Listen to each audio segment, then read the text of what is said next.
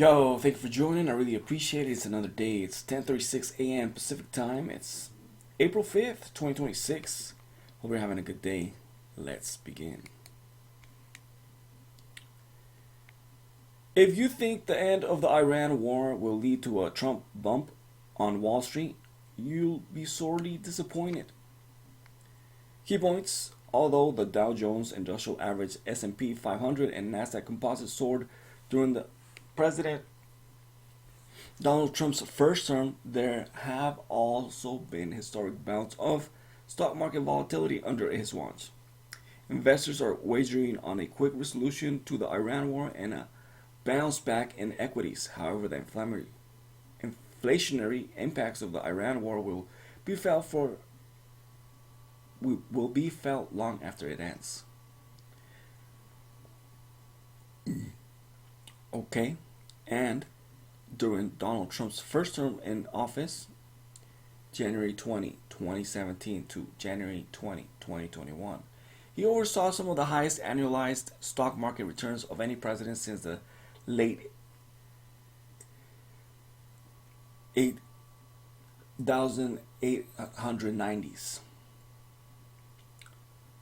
When his term concluded, the ageless Dow Jones Industrial Average, broad-based S&P 500, and tech-dependent Nasdaq Composite gained 57%, 70%, and 142% respectively.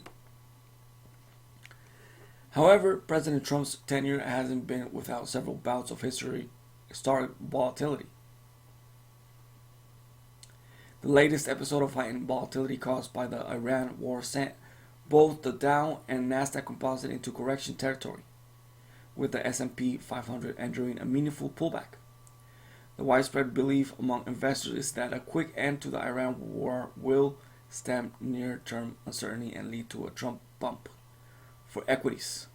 While this thesis makes sense on paper, it ignores the bigger picture, and is likely to leave investors sorely disappointed.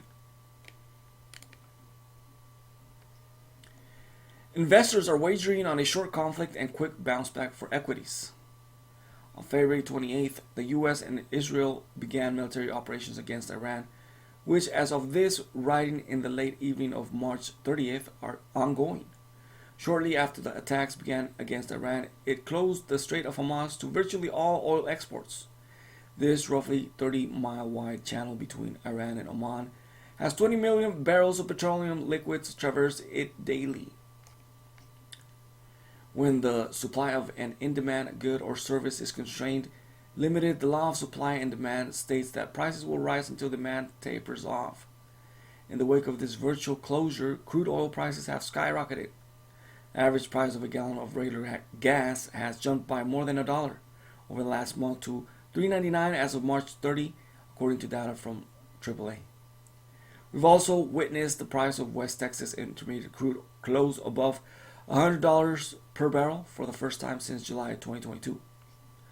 The logic is that if President Trump or his administration can negotiate a ceasefire or an end to the military operations, the reopening of the Strait of Hormuz would halt the largest energy supply disruption in history.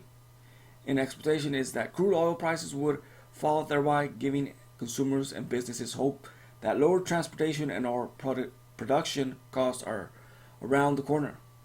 While this scenario can be ruled out, it overlooks a much bigger problem that goes well beyond conflict in the Middle East, and it is very likely stamp out any chance of a sustained Trump bump in stocks when the Iran war concludes. The Iran war is going to demonstrably shift the Fed's monetary policy. Although the most immediate impact of the Iran war has been felt at the gas pump, there are far bigger implications for the U.S. economy. Oil prices shock affect all aspects of the corporate supply chain, meaning they significantly impact the U.S. inflation rate.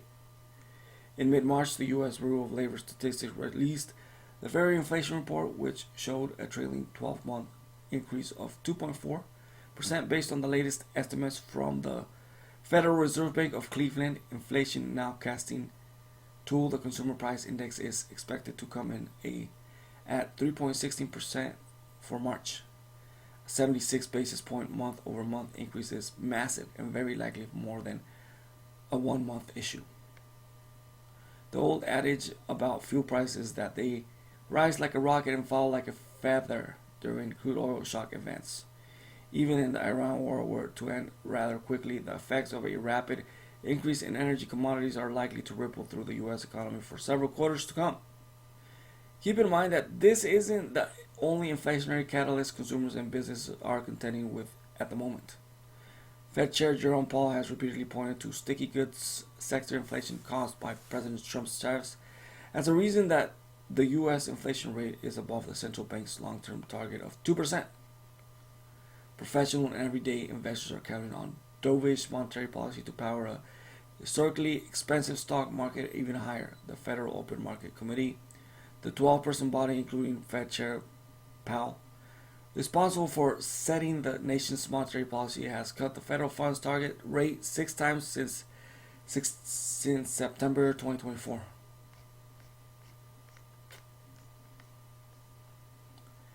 Entering 2026, there was a strong belief that the FOMC would oversee several rate cuts. But that was before the largest energy supply disruption in history sent crude oil prices soaring. With inflation expected to jump dramatically in March and likely continue on an upward trajectory for at least a few months thereafter, the impetus for rate cuts is effectively gone.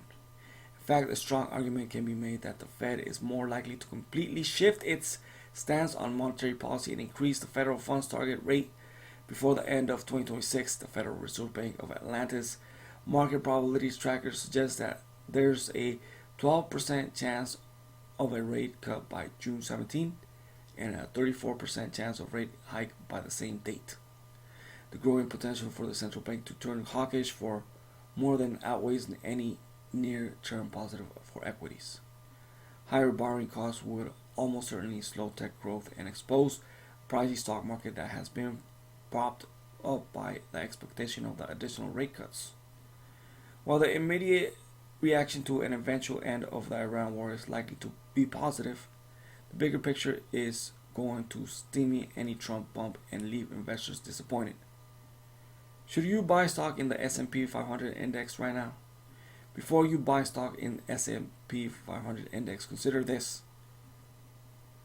The Motley Fool Stock Advisor analyst team just identified what they believe are the 10 best stocks for investors to buy now, and S&P 500 index wasn't one of them.